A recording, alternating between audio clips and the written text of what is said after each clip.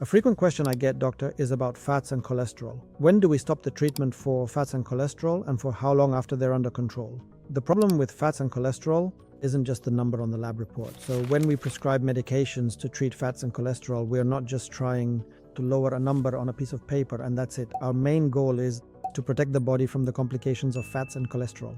The most important of these is protecting the heart from hardening of the arteries or the buildup of fats inside the coronary arteries, or in general, protecting your blood vessels. Therefore, and please don't be upset with us for this, treatment for fats and cholesterol cannot be stopped. The safest thing for you is to continue taking it unless the medication was harming you. In that case, the treating physician is the one who will tell you, let's adjust the class of medication, or let's try a medication from another class of drugs for fats and cholesterol. If the one you're on isn't suitable for you or has caused you problems. Why? So that we are always protecting the heart. Many people, especially younger people, will say, but doctor, I'm still young. I can just exercise and diet and that's it. I have room to make changes.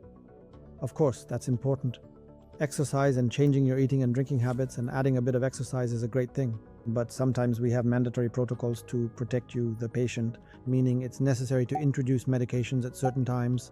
And when we tell you not to stop the medication, it's not because the drug is addictive or anything like that. It doesn't cause addiction at all. The idea is simply to continue protecting your blood vessels and to continue protecting the heart. That's why we continue it. Now, I'll tell you, sometimes we get young people who go to the gym or adopt some good dietary habits and they start taking some vitamins.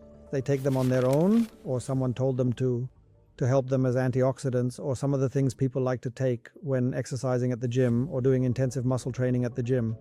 So here we tell the patient, you're taking some drugs as vitamins without a doctor prescribing them, but when it comes to the actual treatment that you're supposed to take when the doctor tells you to, there's some resistance. So always look at your cholesterol medication as a heart protection vitamin.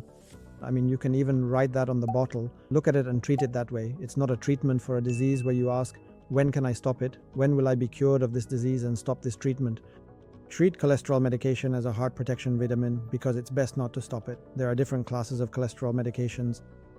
We prescribe one that is suitable for your health condition and your numbers based on a certain standard or measure, and we follow up on it. If we find it's improving, we continue the treatment. If it's not improving, we increase the dose of the medication if possible, or we add another active substance to the treatment. If we find there are complications, we stop the medication and try a different class of drugs. Now, the most common thing we see in the clinic when we prescribe a cholesterol medication to someone is they'll say, but doctor, I read that this medication causes muscle breakdown. Anyone who is used to reading the side effects of medications or asking Google about them, if you tried and asked about the side effects of paracetamol, which is found in Adol and Panadol and many painkillers and fever reducers, which is considered one of the safest medications on the face of the earth, you'll find many complications. They're written right there on Google when you search for them. But here's the thing. The numbers aren't presented fairly. It doesn't tell you the percentage of patients who might experience a side effect.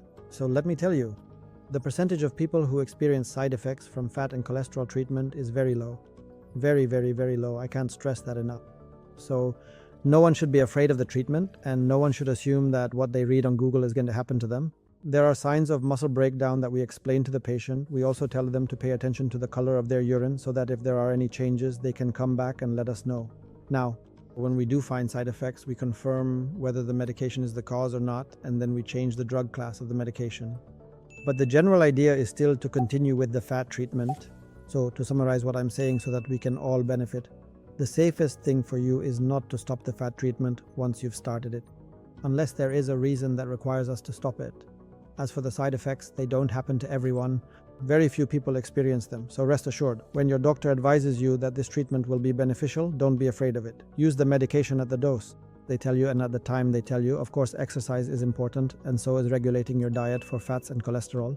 And I hope you always remain in good health and wellness. If anyone has any questions about fats and cholesterol and their medications, send them to us on our page, and we'll make other videos to answer your questions.